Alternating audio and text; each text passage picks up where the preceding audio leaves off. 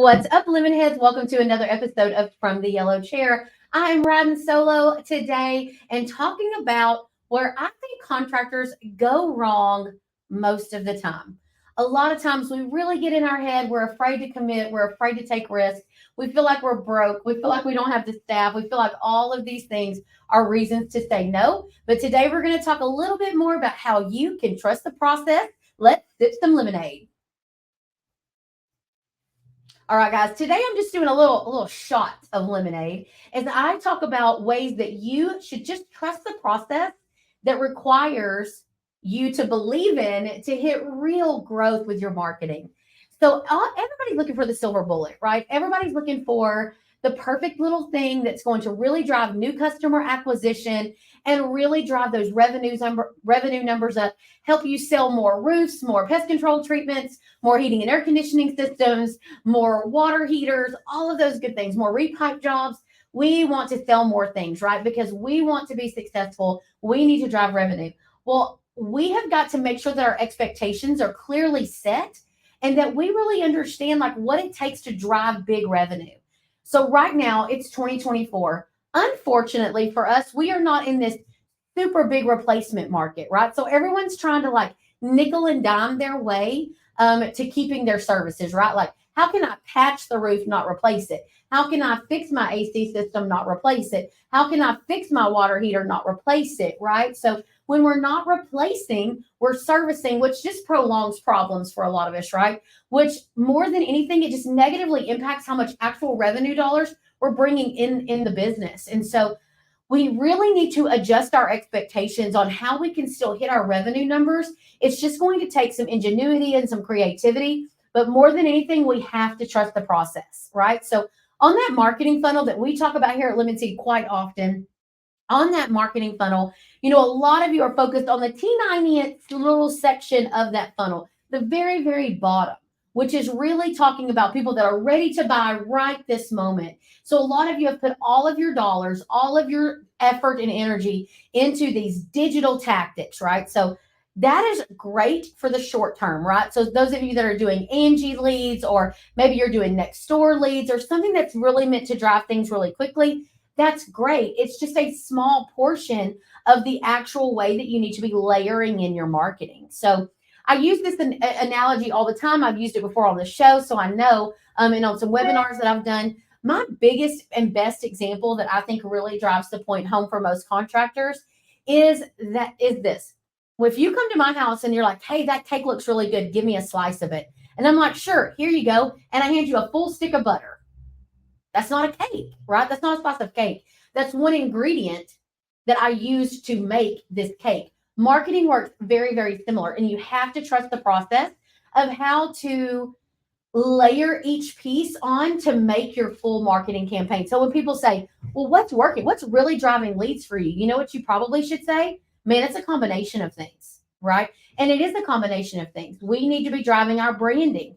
We need to be driving our online presence. We need to be driving our digital paid ad presence, our organic social media presence, our rehash presence. All of those things really need to be pumping so that we can continue a full-fledged approach to working with our clients in a way, or with your customers, that really drive them to use your company from all these different aspects. Now, some of you don't have budget to go just real hardcore towards, I'm gonna go ahead and replace. I'm going to go everywhere. I'm going to go have billboards and TV and radio, and I'm going to onboard with Chirp, and I'm going to do contractor commerce, and I'm going to use elite call. And you're like naming off all these things, and before you know it, like you're house poor, right? How many of you have ever like bought something? You're like, dang, because my car note's so expensive, I'm house poor, or I'm sorry, I'm car poor, right? Or my house note is so high because I wanted this fancy house that now I can't go outside and do anything, so I better enjoy it, right? Like I'm house poor, because what happens is we get so deep into management fees and so deep into making sure that we've spread our money out that we really are not emphasizing consistency and frequency. So those of you with smaller budgets, and this is going to shock a lot of you that are listening, if you're spending less than probably $250,000 a year in marketing, odds are that you should only be doing one or two tactics, right? One or two things, a digital move and maybe one other thing. Those of you that are spending less than $100,000, number one, kudos. But number two, it's not quite enough money most of the time to really generate full-fledged, like, let's go, let's really make some money. So just a couple of thoughts there. I also really want to emphasize the importance of consistency and frequency, meaning I could be on 30 different radio stations and all these random times, or I could be on 2 radio stations that run very consistently, right? These are all a layered approach, and you got to trust the process that your branding is working with your digital, is working with your direct mail, is working with your organic social media, and trusting that all of those things together make up the perfect slice of cake. So the other thing that I was visiting with one of my clients about today. So, I have lots of clients that like spend the money, but their expectations might be a little off, right? So because I'm spending what feels like to all of us is a lot of money, the expectations of return are very strange. So right now we've had really wonky, janky weather, right? Not a lot of us have really had strong growth over April and May, especially. The weather was just, in my words, janky and wonky. And so we really struggled to make the connection for true new customer acquisition. Some companies nailed it. Some of you did it. It just depends, right? Some of you did everything right and the lead count just wasn't there. Some of you did everything wrong and the lead count was there. It is how it is. It's how the cookie crumbles, okay? So for most of you, though, you might be going into June behind the curve, right? You need to make up some ground to hit your revenue goals.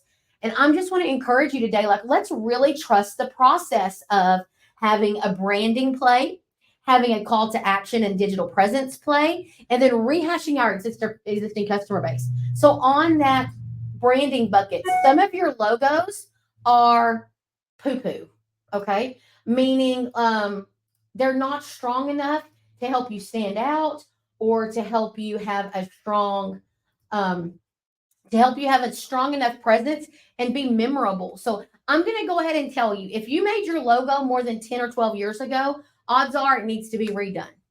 Okay. Odds are you need to refresh. Don't panic with this. It doesn't mean we have to rename everything. It doesn't mean that we have to take off, your name or change, or most of the time, the most expense is going to come from uniforms and trucks.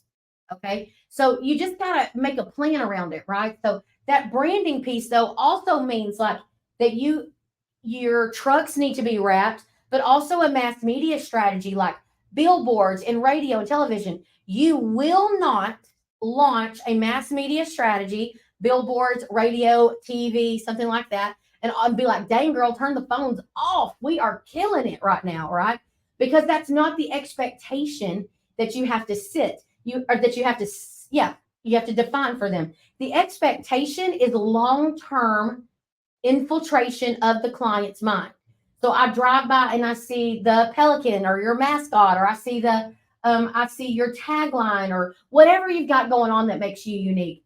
So this is not rocket science. It's consistency. Don't put your billboard up for 2 months. That's not it, bruh. That's not it. In the words of my 14-year-old, bruh, that's not it, right? We have got to have a consistent strategy. So if you're going to do radio, invest in a jingle. It's got like a 25-year shelf life. Invest in a jingle and run consistent radio spots that are good, that have a unique sound, that really stick. Don't run a digital side to it. But all of those things require consistency and frequency as much as you can, as consistently as you can do it. And not just letting TV commercials run during sports games, right? Know your target audience, but trusting the process that branding is designed to grow your direct search of your name. It is the most cost-efficient lead you will have. Because then we jump into what Lemon Seed calls our second bucket, which is discoverability. So making sure when people are all throughout our market, if they have not made the connection with our brand yet, and they're looking for a company, that when they search for a company or when they are in the consideration phase of who to use, you are showing up on their screens, you're showing up in their mailboxes, and you're showing up on their phones, right? That's where you need to be. So how can you be there when they search? How can you be there when they don't search, right? How do I just be in front of them and where the people are? And where are people right now? In front of a screen? That's where they are. And then direct mail is a really good space here, because if direct mail, let's say direct mail costs you $1 a piece, and you mail that client 6 times in a year. You spent $6 on that client. And let's say you don't actually book that client to come out and do a maintenance tune-up for 2 years. So now you've spent $12. Anybody listening should be like, oh, heck yeah, give me a $12 lead, right? And if your guys can't do anything with it when they're in there, if they can't take that $89 tune-up and get in there and do something with it, friends, that's a training problem, not a marketing problem, right? So today I'm kind of like matching that energy, right? So that's not a marketing problem. So when people are like, my marketing's not working, oh no, sir, let's look. You got leads coming in. You 1000% have leads coming in. You're just sucking at doing anything with them. Your CSR doesn't book the call. Your technician doesn't flip it over. And you're kind of a weenie and won't make them just do what you need them to do. Stop letting the prisoners run the prison and tell your team, this is how you flip a lead, right? So that when when you're spending money to generate these phone calls and your CSR is booking it and you send your technician to get there, and yes, it's an $89. Does it cost us more money to probably roll a truck for $89? Yes. So then your technician best be good at either getting them on your maintenance plan, selling a repair, or our ultimate goal here is let's get them to replace that system if it meets our parameters and it's honest and truthful. And so the discoverability portion of your marketing plan is super, super important. But you got to trust the process that as you continue to mail and you're buying paid ads, and yes, can people click on your ads? Yes. Can competitors take advantage of it? Yes. Does GLSA suck and it's like hormonal, like a 13-year-old girl? Yes. Okay. All of the yeses. But it's because we've got to have a collective. No one wants to eat just a stick of butter. That's GLSA, just a stick of butter. No, that has to be a piece of our pie, a piece of our cake. And so for GLSA and things like that, listen, guys, it's a crapshoot all the way around. Let's call it what it is. We have no guarantees. We have no like, yes, this is for sure going to happen. Marketing is a game of being smart, being strategic, and you know what? Being lucky that your marketing hits the right time, the weather decides to behave, and your technicians actually implement what they've been trained to do. Your CSRs actually book calls. Your customers actually answer things. People can actually get qualified for a financing offer, you know? So, but trusting the process. So back to bucket one, we've got our branding. It's long-term. We're going to trust the process. Bucket two, we are active in places where people are searching unbranded searches, right? They're just out there free agent looking for somebody to help them. We want to be there and with solid answers and solid responses. And then last but not least, let's talk about rehashing. So trusting the process is if you look in your dashboards, your marketing dashboards, or whatever you're looking at to track performance, and you notice that all of my work came from existing customers, that is a problem for new customer acquisition. You have no strategy for that second bucket that I just talked about. You're focused, and eventually you will bleed your existing database dry, right? It will run dry. So on the rehash strategy, we've got to make sure that we're trusting the process of automations, Chirp, Hatch, Marketing Pro, something. Set up the automations to where it is working for you in your sleep, number one. And second of all, don't just overkill it, but we need to be touching those clients at least once a month with something that reminds us that we're here. So listen, remember, I could care less about my heating and air conditioning unit until it goes out. I could care less about my garbage disposal or my water heater, my toilets and all of that until there's water all over my house, right? I could care less about my roof leaking until it's leaking, right? So I just encourage you, like, you just have to keep a consistent plan in place for rehashing your existing database and cultivating it, right? Cultivate the hell out of it. Do the best that you can to keep it going. And so when you take all three of those things, the branding in bucket one, that's got a long-term approach. You're sitting it, you're going to sit it pretty, and you're going to update it every quarter. The calls to action, you should be all up in that bucket.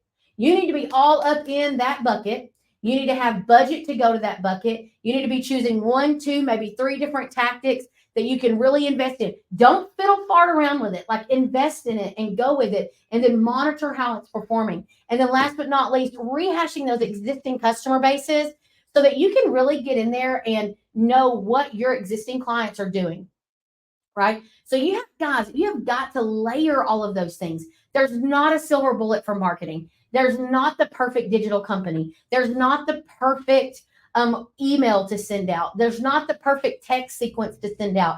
Listen, if I ask 10 different people what they did to be successful, I'm going to get 10 different answers. Okay, because everybody had to work around their weather, their team, their market.